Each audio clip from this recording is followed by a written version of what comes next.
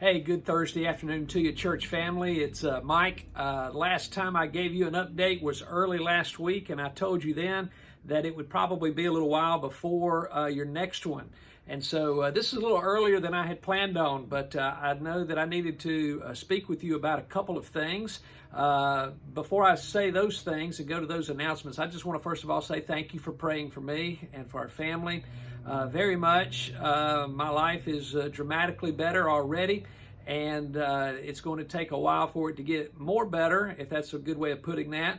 But we're in that process now of therapy and rehab, and I'll be rejoining you very, very soon and look forward to that. But here's a couple of announcements that I needed to address with you for a moment, and give you a couple of my thoughts on as well. But first of all, as I said, it's Thursday, and we're anticipating rain this weekend. So that's done something to us.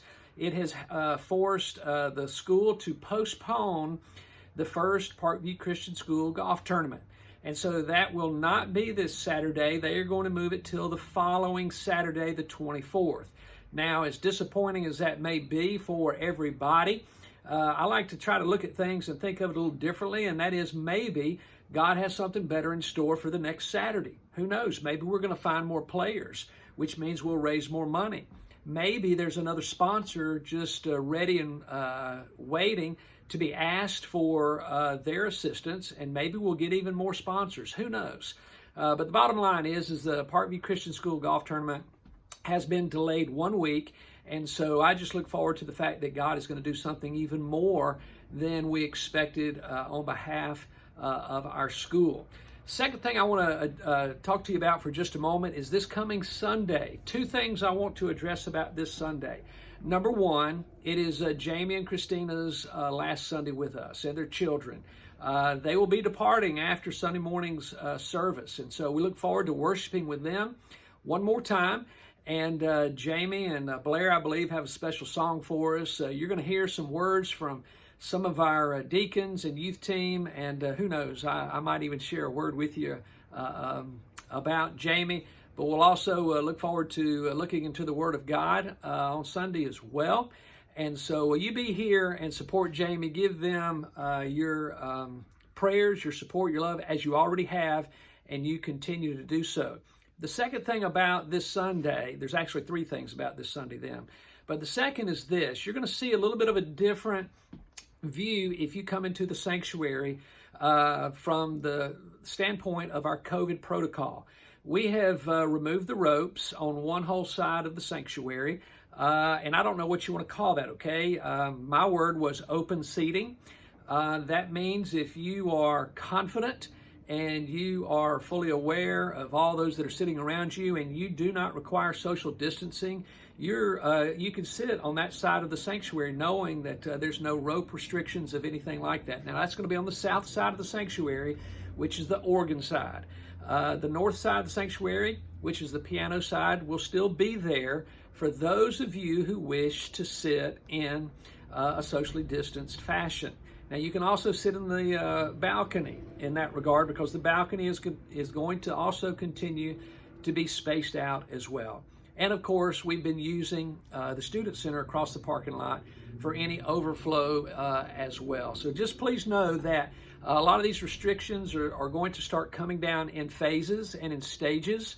And of course, your masks are going to be just up to you, and things of that nature is going to become much more of a personal choice. But let me say one other thing about that before we move on. I hope you'll do something for me, okay? You always encourage me. You always find ways to look at me and tell me how good things are, how thankful you are for me, how much you appreciate me, and how wonderful things are that I do, this, that, and another. You fill me up with encouragement. Here's what I want you to do. I want you to do that on Sunday for your deacons. Your deacons have been asked to do something that's been very difficult, and that is manage all kinds of things. Manage this protocol. That means we manage people's fears, literally. We manage people's anxieties. We're trying to manage things well because we love the church. We love you. We love our community, and we want to do things right. And so I have placed your deacons in a position where they have been doing a fantastic job at doing whatever they can out of a heart of love for everyone, especially in light of the fact that in this year that we've experienced in COVID-19, everybody has an opinion. And a lot of times their opinion is also fueled by emotion. And so if you have been asked to sit somewhere by our deacons and you haven't liked it, or whatever the case may be, I want to encourage you to do something. Encourage them this Sunday. Thank them for having a servant's heart, a heart of love, seeking to do things that I even asked them to do, and that regardless of whether it went against your opinion of how it should have been or not, I encourage you to love on them, because all they've done is seek to serve our church and our community well. So thank you in advance for filling them up with the same kind of encouragement that you also fill me up with, and I will love you for that. The last thing about this coming Sunday is Sunday night is our quarterly business meeting, and I look forward to that. I look forward to how we're going to hear reports from different ministries of the church. I know right now reports are at a minimum because of the fact that we just haven't done a lot as far as multiple ministries are out there, but I do look forward to getting together with you as a church Sunday night for our business meeting at 6 o'clock. And of course, that means our discipleship groups will not be meeting. And so just remember those three things for Sunday. Jamie, it's their last Sunday. Let's love them well one more time. Thank your deacons for all that they do. They are a blessing to me, and I hope they have been a blessing to you. And then business meeting in the evening at 6 o'clock. The last thing I want to just address is the announcement that was shared this past Sunday as I was away. And that announcement was the coming of our next youth and children's minister in an interim fashion. He happens to have the same last name that I have, and that is Mike Fortenberry. Many of you have already met him. You know him. He has led worship here in different times. You have supported him in his missions effort when he went to China. He and Jamie have served alongside each other, helped one another in worship and in youth events as well. But on Monday, April 26th, Stephen and his wife Melody will be in the office and join us in an interim fashion as a full-time youth and children's minister. Now, let me just say something about that for just a moment, about that role. There's a reason why we're doing this. We did not want to lose time. We did not want to go without, and just the opportunity was there. It was there, and I could tell you more about that story later. But here's the reason why we're calling it interim, because we don't expect this, and God can do whatever he wants to do, but we don't expect this to be permanent long-term. But here's why this is important. There's something in the Southern Baptist world now, and I've actually received training in this. I have the folder, my certifications behind me over there on the shelves. Your former pastor even has done this, Glenn Brock, and it's called Transitional Church Ministry, Transitional Pastoral Ministry. It used to be called Intentional Interims. And the reason why this is important is if you bring somebody in like we are with Stephen, what you're doing is you are helping the church just kind of relax for a little bit, not to rush into getting a committee yet, to go rush into finding the very next person right away, which doesn't usually happen all that fast. And so it gives the church a chance to breathe, okay? It gives the church a chance to just say, okay, we don't have to rush into things. We can take our time. But it also is very purposeful from that transitional person to come in and help solidify that work even stronger for a period of time. Oftentimes, now nothing is defined in this way, but oftentimes these transitional ministries will go from 1, possibly even to 2 full years, okay? I'm not suggesting any time frame there. Sometimes it's 18 months. Sometimes it can be 8 to 10 months or something of that nature. The point is that if that transitional work is effective the way it should, it can strengthen that ministry even more than it already is, make it more ready for the ultimate person to come in and take over as your youth and children's minister. And so I say that to you to say, if you want more information about what all that means, I'm happy to talk about that at a greater length with you than just right here on this video.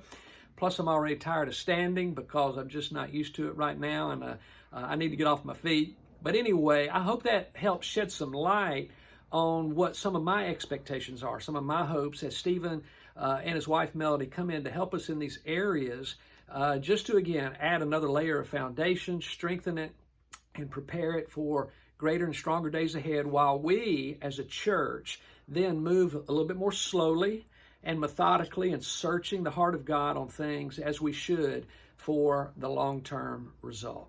So anyway, that's a few of the announcements and things I wanted to address with you this afternoon. So I appreciate you tuning in. Again, remember the golf tournament is postponed 1 week. I started to say canceled, but it's not. It's postponed 1 week.